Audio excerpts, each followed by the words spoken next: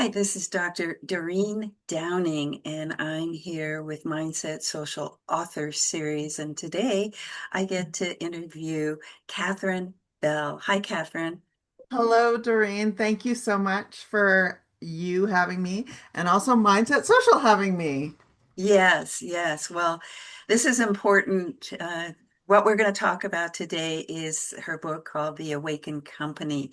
And I think that that is enough said because I think that has enough curiosity as well as what does it mean to be awakened as a company? I mean, I'm a psychologist, so I work at it on a personal level. But when you think of a company as as a being, Yeah. how does that happen? So I'm excited to ask you some questions and get going. But I have a quick bio I'd like to read first, so people get introduced to you. Catherine Bell is the founder and CEO of the Awakened Company, helping leaders and organizations create thriving cultures where people and business flourish together. She is an award-winning entrepreneur, best-selling author of The Awakened Company, executive coach, Enneagram expert, and co-founder of the mindfulness app Awakenly. Catherine teaches at Queen's School of Business and is passionate about bringing more purpose, presence, and humanity into the workplace.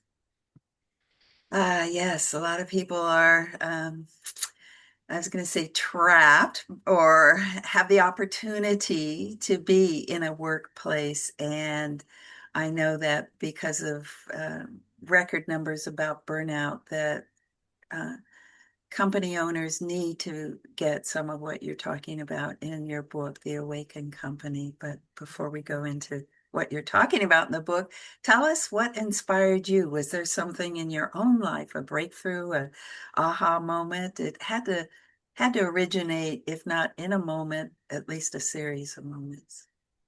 It definitely originated in a lightning strike moment, Doreen. So I was sitting at a dimly lit cafe in New York City with my colleague Carolyn, and it was like a lightning bolt just hit my head, and it was like, okay, you're to write this book called The Awakened Company. And I turned to my colleague Carolyn. Carolyn, I'm to write this book called The Awakened Company. And she said, yes, you are. So it literally like struck me. Like it was that kind of like that moment, that poignant moment, poignant moment of lightning strike where it was just gnosis that this is what I was intended almost to learn and also unfold. Yes. I like the way you just said both of that. It wasn't as if, oh, I've got all the knowledge, I'm the expert, and I'm going to go out. It's like I get to learn about it as I write about it and share it. Oh, I got it. Very much so. And I'd founded a company called Blue Era with my colleague Shahana Siddiqui, and we are doing executive search. So the first draft of the book was actually a book about executive search. Uh-huh. And I gave it to my partners, and they told me it was terrible. They're like, this book is terrible. So I'm like, well, what is it that we're really creating? And what is it that we're really building at Blue Eye? And what we are so focused on was culture. So I'm like, oh, the book is to be kind of lessons from my experience of building organizations, of how do we create mindful, healthy organizations, organizations that see presence as the imperative and who work from presence and a different way of being and doing in the world. Because I believe, during that organizations are a force for good, and the only way we're going to solve our planetary and human issues are by working together differently. Oh, yeah, you've got me lit up just listening to you. I love the idea of imperative and presence put together, like you just said. I thought, oh, that rings, ding. So, uh, something I said a few minutes ago about when we were talking before is companies are actually communities of people. Mhm. Say more about that. Well, Organizations are really exist to solve a problem, to solve either planetary or human problem. And in so doing, I believe they shouldn't cause any suffering to either people or planet. And it's really a group of people working together for purpose. Uh-huh. And the more we can cultivate belonging, meaning, presence in our organizations, the more it ripples out. So you mentioned some of the data. So, we live in a world where most people are disengaged at work. Most people don't have purpose at work. Most people rate the worst time of their day as their time with their bosses, and most organizations don't survive. And I believe that it's related to almost an egoic collective consciousness that happens in organizations. And I believe we can create a different kind of consciousness as a collective community in our organizations, ones that are filled with love and healthy wisdom and also power, because power is only the ability to do. So Yeah. we need these different components to set a different ripple into effect, because I believe that we and our communities are the way we're going to solve our challenges. So isn't it fun that we can create collective communities that are healthy, joyous, purpose-led versus what kind of the soup that many organizations and people are swimming in today, where people are disempowered, people aren't happy, people aren't communicating with each other.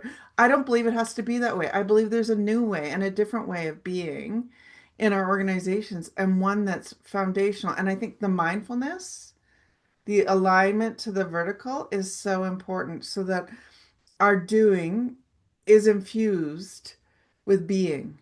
Mhm. You mentioned, but when we were chatting about how Jonathan did this great kind of totally different networking because it was mindful.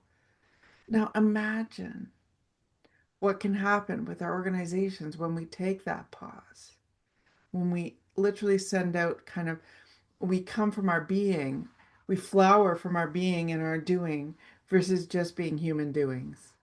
Exactly. Already you are so inspirational, and I can feel you use the word fun in it. I think that is very motivating for companies to begin to think that, oh, I could create an environment of fun for people as opposed, I'm going to use these people for profit. So you're reversing something, it feels like an attitude, an approach, or the old way of business. This is like the new way. This is the new way. The asleep way of doing business is based on automaticity, not based on presence. The new way, and very hierarchical, the new way of working, I believe, is much more communal, much more playful. We actually get better results when we're playful because we're reverberating at a different level. So it creates more of a sense of experimentation for how we work together. And then we're willing to try. So Carol Dweck speaks of having a growth or a closed mindset.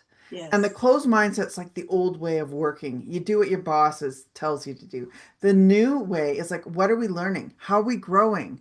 How are we growing as human beings? How are we growing as a community? How are we growing in our relationships? Who are we serving?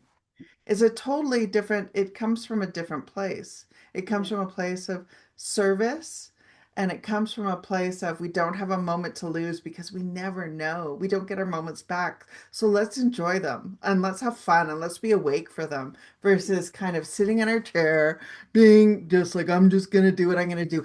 And what's very interesting is the research says, Doreen, that there's a certain percentage of people who work against our organizations being disengaged. So can you imagine, like, Uh, you're hired and then you're working against the organization? And I believe in people, and I believe that or our organizations can really be the force for good to solve the challenges that we face. And I also think that everybody works in an organization. the way you just said that, there was kind of a little like something that people should know, or that it's like a little secret in there, the way you just said it. Everybody works in an organization. Uh, I want to hear just a little bit more about that, and then I have some specifics I want to ask about the book. So, in what you just said, you referred to something I noted. You're you're very intuitive and very brilliant. Yeah. So I think often we can think that we're just this little human being Uh-huh. when really everything we do has a ripple effect Yes. and involves everybody. Oh, yes. Yes. So our choices in terms of how we engage with the world, who we choose to purchase from, which Mm. our chairs that we're sitting in, Uh-huh. how we treat the environment anywhere we are, and the environment is part of our community. It all matters. So everything is done in some form of organization. We are never separate. And so when we come from the place of separateness, that's the old model. But when we really consider all of this, everybody is a form of organization. Nice. Yes, the connectivity that we don't um, realize, understand, and I think that's partly what uh, waken means is the awareness of the connectedness. That we're. I love it. You just helped me see today a whole different way today. I'm going to move through today, given what you just said, and be more of all the little things that are surrounded me. Like, I got an HP computer. Okay, what does that say? And I got a Dell, over here and a Mac here. Oh, thank you. Let's go to your book. There are one of the things that the book talks about is business and soul. And usually, I mean, I know we just talked about how everything is interconnected. So I think it's a next follow-up question about how our mindset, our experience, our history is business is off on some, I don't know, other realm, and humans are over here, and soul is, I don't know, somewhere else. Yes. Let's go there. What you're saying I mean, you don't have to say what you said in the book because I feel like you are the book. Yes, very interesting. And to your point, even our language speaks to what you just said. So, for example, human resources. Uh-huh. Humans are not resources. Humans are not assets. So, it's human beings and human souls and human spirits and human stream. And can we relate to each other from our beingness? Yes. So, in other words, the more we separate from anything, from soul, from our connection to the sacred objects that are all around us, is the more asleep we are. So, the more we get in touch with the inner being, the outer being, and the secret being, the more we wake up. And such a sacredness to every day of our work, every day of our lives. And we create strategies with soul for organization, and soul's a key part of it. People are going, oh my goodness. I wrestle a little bit with the term strategy because strategy is based on war and the word strategy. And I don't believe that we should be at war with anything. So, how do we invite in and accept and also create emergent roadmaps and plans for organizations? And then they have their own collective Mm-hmm. consciousness Mm-hmm. that we can all then contribute our awareness, our attention, our leadership to. I love the idea of a new word, maybe just an adjective before it, like inspired strategy or something. Yes. Yeah. Yeah. Well, let's see. There's the personal. How do you personally stay connected to I don't, some of the questions I have to ask, I'm learning about you as I go. And I would say, I have an answer already about how you stay connected. You just breathe and you open your eyes and you look around you and you go, wow. It feels like you are in awe of life around you. You live in awe. And that to me is a very deep and spiritual practice, soulful practice. And so that when you enter into an organization that has asked you to help them become more, I don't know, more awakened, people Yes. centered, uh, I bet they get it instantly when you walk through the door. This is going And to be new.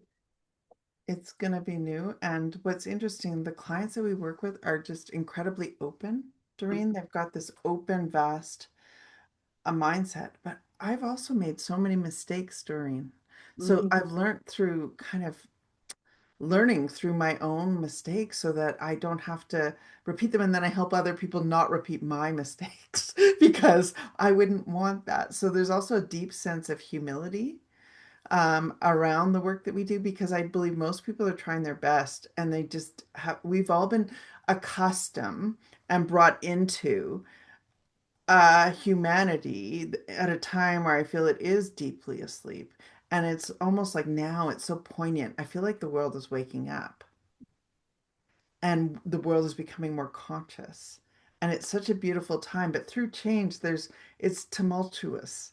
You know, the collective soup feels very tumultuous. So for me, it's like, how can, when we all bring our sense of aliveness, our sense of love, our sense of wisdom, our sense of attention, and pay attention to the higher, not the higher, but just simply paying attention. Because here's a default that I wish every leader knew that we have about 60,000 thoughts a day. 85% are repeating, 95% are negative.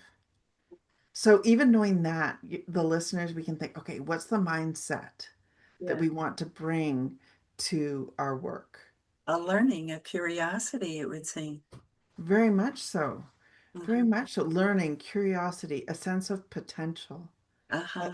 a sense of also radical belonging, and recognizing that I think we're all here for a very specific reason at this time. And any kind of, as I talked about, it's kind of, we're going through a bit of a tumultuous time. Anytime we go through these tumultuous times, it's always an invitation to wake up. The most challenging times in my life have been catalysts for my awakening, have been catalysts for how do I show up better as a, not even better is not the right word, but how do I become more human? Uh-huh. I love the word you used a second ago, potential. How do I actualize the potential that's possible? Living in possibility. I've got a book right here beside me. For some reason, took it off the shelf. The Art of Possibility, transforming professional and personal life. So that I think is what we're talking about today. How do I get to this part? When people, I mean, you have a certain learning, you know what you're going to teach people. How do you go knock knock on doors and then they go, they don't really, they kind of want you, but they don't want you. How do you, how do you, the resistance to change, I guess, is what I'm looking at. Yes. So first of all, I don't always know we're going to speak, what we're going to teach, because a good portion of what we do is very present and emergent. And if Yes. something needs to change on an agenda, we change it. We go to what the team needs, because Mhm. I think too often we force fitting things where when we're present with each other, we know what is meant to emerge. So you're asking basically, how do we find clients? And it's all about relationship and connection. I've taught the Awaken Company process in 23 different countries. We're now offering the certification for coaches and consultants and executives and leaders. And really, it's all through doing what we're doing today, like heartbeat to heartbeat, As well, we have social media because I think we need to be on social media just to bring people awareness. Yes. However, the majority of our clients, it's all through personal, like the connection. Oh, So it's just a different way to operate. It's about our connection. I got it. I think it's another book that I love is Callings. It's Mm. about how to find and live an authentic life, Greg Lavoie. But that's what you're talking about is that there's something that's arising in somebody who's got a company, let's say, and they feel called. There's and somehow there's something comes across their awareness and they go, oh, okay, that's what I'm looking for. And then reach out to you and then get the pleasure of meeting you, working with you. And I so totally understand what you said about, because that's what my work as a psychologist is I don't come in, with a script every time. It's always about in the moment, something needs to be like what I saw in you just a few minutes ago around you when you kind of had that little twinkle in your eye, it's like, oh, I want to go there. It's like, being sensing, the tuning into what you're noticing in the moment. That seems to be how you work and you help. So mm, I could talk all day. We got to bring this to a close. How then in a company, uh, what is the ultimate result specifically that you might point to in a company? What would be different? What would be different is the engagement Hmm. is very, very high. The energy, it's like walking into a healthy living forest versus walking into an organization where the forest and the earth is in decline. And so everything thrives. And I don't think we can uh, not mention finances. Like the research points to we need two-thirds focused on corporate culture, one-third on finances. And to me, it's like the divine feminine and the divine masculine coming together. So, what's beautiful about this is when we do this, organizations thrive financially, but the focus is not on the finances alone. The worst performing organizations are those that focus solely on the finances. So, the invitation is to focus two-thirds on creating healthy soil for everybody to thrive. And it's amazing then what fruits fall off the tree as a result of enjoying our moments together, of actually experiencing our moments together. Things won't always be perfect, but to actually have the experience together and the psychological safety, the psychological flourishing in organizations where people, we admit our mistakes and we have that experience together, like that is the invitation to create healthy forest versus a declining earth.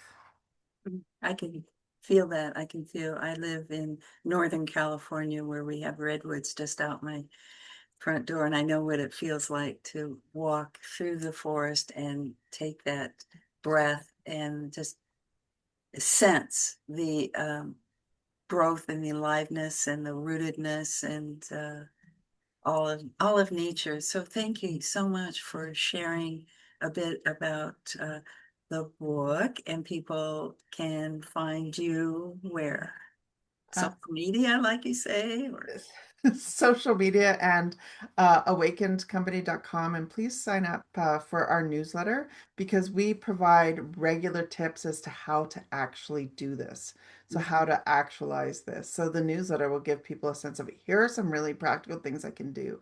Our upcoming newsletters on the pause and stillness. And oh, it's talking about how also presence will guide our newsletters over the next 2 months.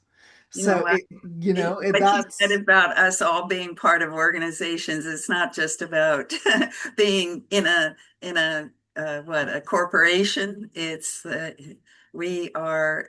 I think I'm going to sign up for the newsletter. Thank you so much. Uh, Thank you, Doreen. Any last word you would like to leave our listeners with today?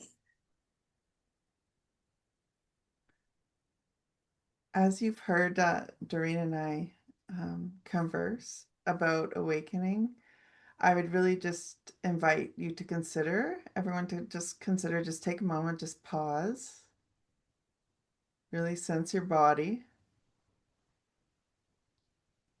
And sometimes this whole word awakening, awakened can feel very big. And ultimately, it's just about what is the smallest thing we can do in this very moment. So I invite everyone just to consider, you've listened to us and thank you. And what is the smallest thing that you can do from here?